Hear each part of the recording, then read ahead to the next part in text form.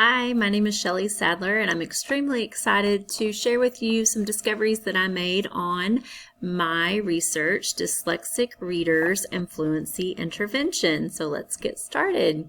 The purpose of my research was to determine instructional strategies to see if there were any that were more impactful than others on students with dyslexia. And then the results from this study were going to be able to aid teachers in determining the best practices for, instructional practices for helping those struggling readers. The reason why this is so important is because those reading skills help acquire confidence, which students need not only in school but also in life in general. The audience would be pretty much anybody who works with children, teaching them to read or helping them further their reading ability, whether it's classroom teachers, intervention teachers, reading specialists, administrators, parents, truly anybody working with anyone learning how to read. With the literature review, there was so much information packed into the literature review. So a few things that I want to touch on are what is dyslexia. So we'll talk about that briefly. Attributes of reading fluency. We're going to look at a couple of authors and what they think about reading fluency, the importance of fluency, reading fluency, as well as its effect on, or dyslexia's effect on fluency, and just instructional strategies that build fluency in general. So the first thing I want to do is talk about what is dyslexia. I want to show you just briefly an example of what children with dyslexia see as they're trying to read. And I want you to read this and just see what it feels like and how difficult it may be. How was that?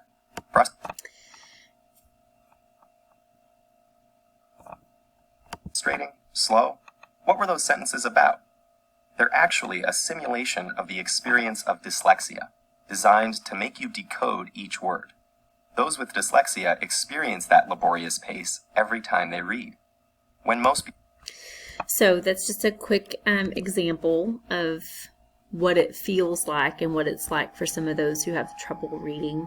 Our literature review also addressed fluency, and there are a couple of authors, Alda Hinani and Ayash, that talk about fluency, and this is exactly what they believe as far as fluency entails: accuracy, prosody, reading speed. They use the word automaticity, which is kind of the same thing. It's the rate in which somebody reads. So that accuracy is how many words are you getting right when you read. And then, of course, prosody deals with all of the expression, punctuation, all of that fun stuff. So the next thing that we're going to do is we're going to look at the neurobiology part of dyslexia. And so through the literature review, we find that there are the 5 main brain parts of the brain, and they each have their own function, with the most important for reading being the visual processing, the occipital lobe,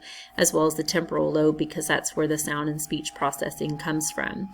So what you can see from this demonstration is the effective readers use multiple parts of their brain, where dyslexic readers have a hard time getting it from, the front, from that visual, that thinking, and to the back, where they're able to do more with those words. And so it's super important to know and understand that because of this and because of how that brain processes information, that is why there are many people who believe that it's more of a visual thing. So within the literature review, we'll see Simona Caldini.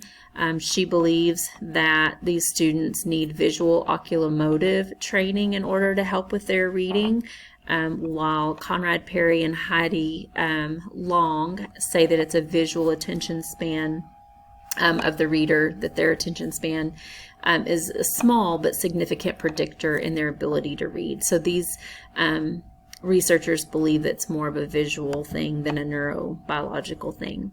Now, along with that, in the literature review, we talk about fluency. We also talk about those strategies that help reading and help the fluency part of reading.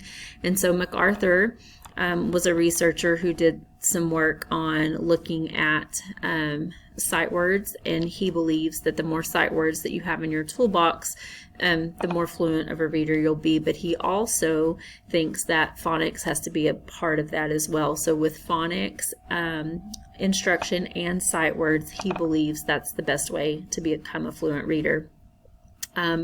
Because I utilize the Take Flight program that already has the phonics lessons built in, we paired that with our sight word activities to get a gist of what he was thinking when we did this research, to where then you have Chase Young. For time purposes, I won't play his video today, but he does talk about reading fluency being, I guess, more of repeated reading as a way to increase that and better that reading.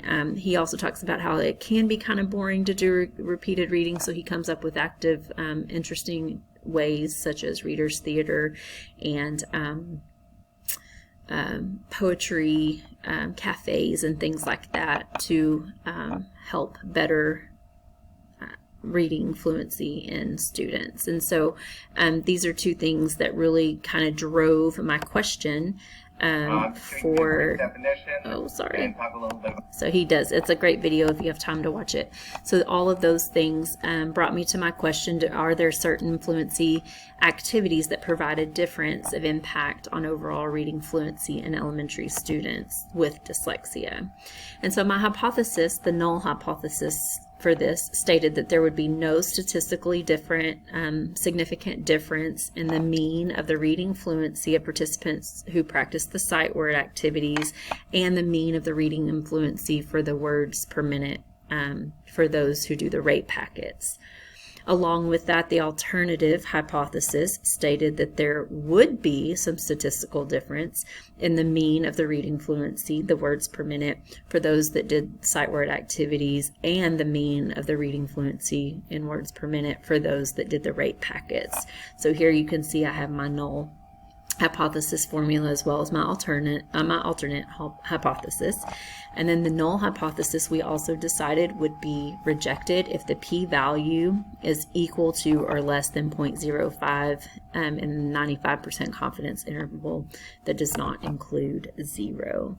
So the sample that I took was a non-probability sample. It was a purposive sample of 37 students that were all recruited from one elementary school within a single school district north of Texas, in North Texas, and the inclusion criteria for this was just that they be 7 to 11 years of age, previously diagnosed with dyslexia, and currently receiving reading support through specialized instruction.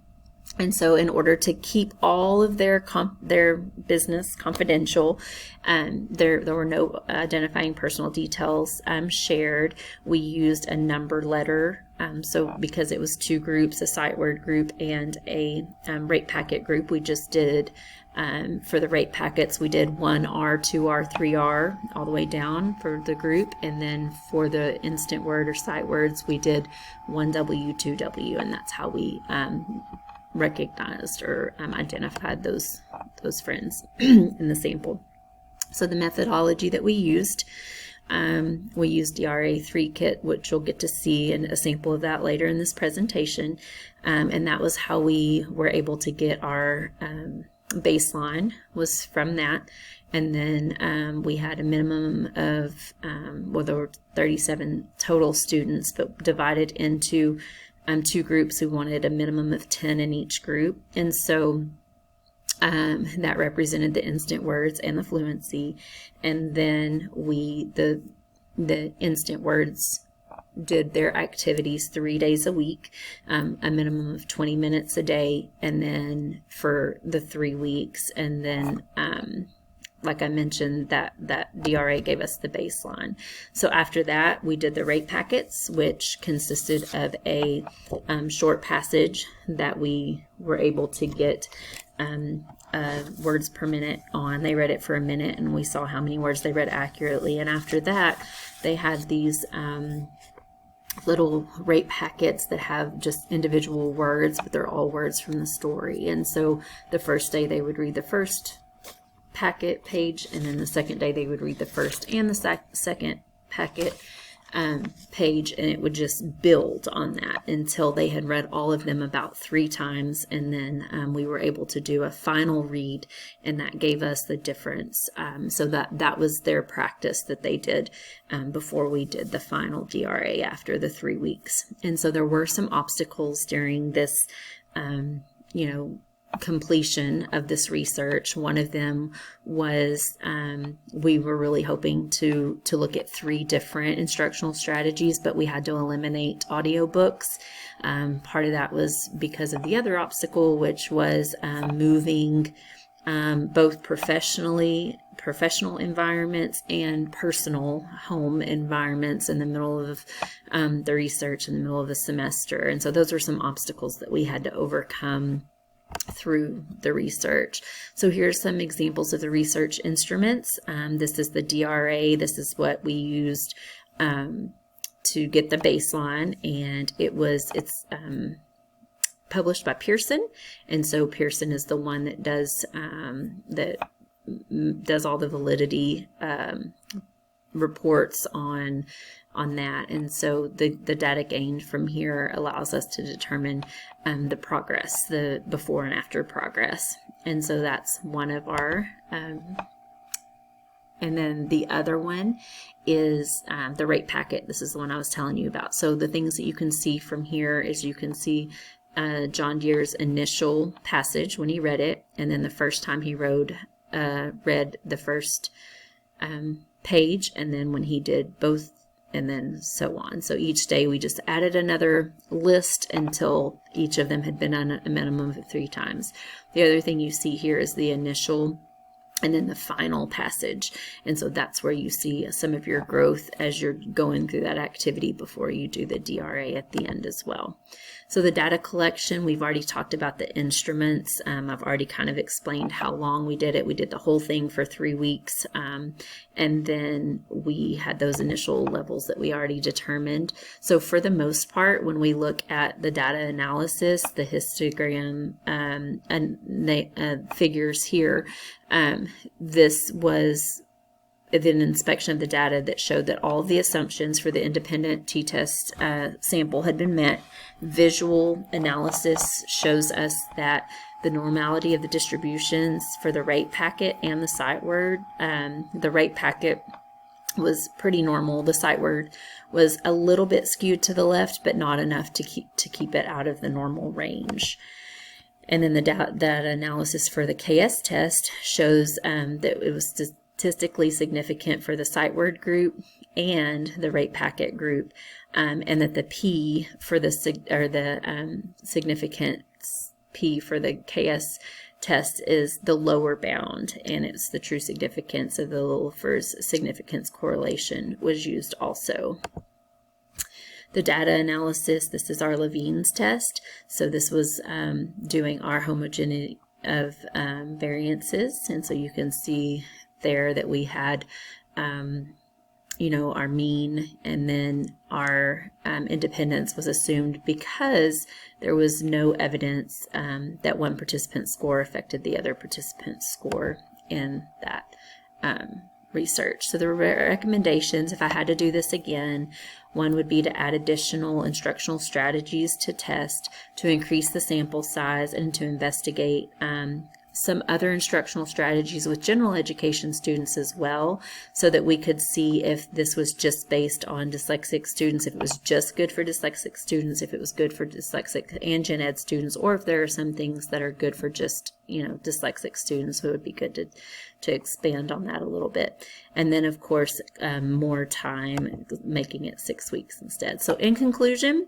when investigating the question, do certain fluency activities provide a difference of impact on overall reading fluency for elementary kids?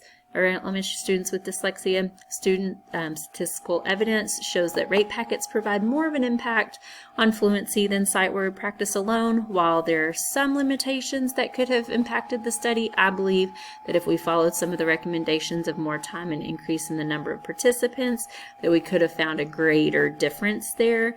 But overall, I was pretty satisfied with the